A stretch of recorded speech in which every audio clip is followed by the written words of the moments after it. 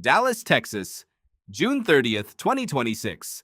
Norway versus Ivory Coast, World Cup Round of 32. For 85 minutes, the game's biggest name has touched the ball exactly once. One touch in 85 minutes. The commentators are starting to question it. The fans are shifting in their seats. And then, 86th minute. The ball falls to him 6 yards out. He taps it in. Norway win 2-1. Norway are through to the last 16 for the first time in their history.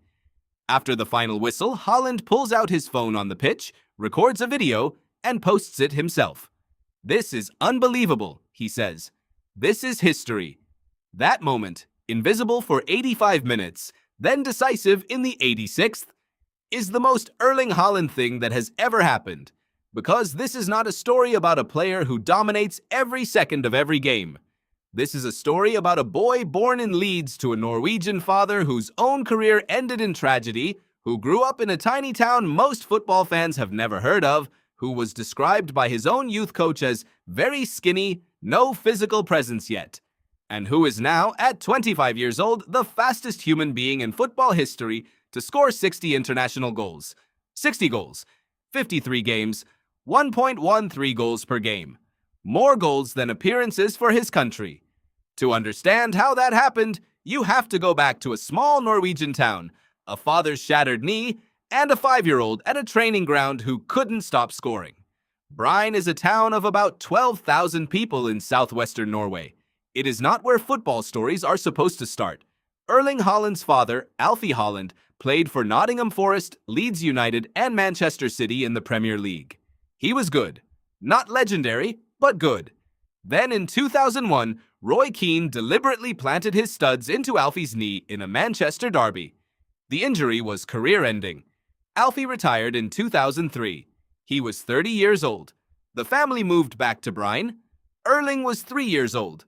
At 5, he was already at Bryne FK, the same club his father had trained at from the age of 6 or 7. And even then, according to his youth coach, scoring goals came very easy to him. He was also, at 5 years old, setting world records in the standing long jump for his age category. A 5-year-old. World record. That detail matters. Because what Haaland has always had, before the size, before the technique, before the Premier League records, is something you cannot coach, an absolute obsession with being better. His youth coach remembered it clearly. If he missed a chance or didn't score in a game, he'd be really angry with himself. That was at age 5. At 15, Haaland made his senior debut for Bryne FK, not the youth team, the senior team. At 15, he was tall but thin. He didn't score in that debut season, but one club had already seen enough. Molde FK. Molde was managed by Ole Gunnar Solskjaer, the man who used to score decisive late goals for Manchester United. The man who knew exactly what a player like this could become. Under Solskjaer, Haaland grew. Not just physically. He learned positioning. He learned movement. He learned that a striker doesn't have to touch every ball to win every game. Sound familiar? Then Bull Salzburg. 22 games, 28 goals, including a hat-trick on his Champions League debut, his first Champions League game. 3 goals. Borussia Dortmund came calling. He debuted as a substitute.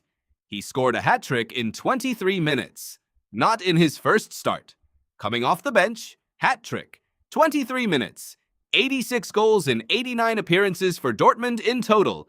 And then came Manchester City, the club where his father's career ended. The club that broke Alfie Haaland's knee on a wet Manchester afternoon in 2001. Erling Haaland signed for Manchester City in 2022.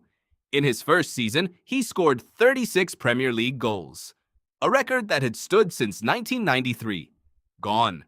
52 goals in all competitions that season. Premier League, FA Cup, Champions League, all 3. Treble.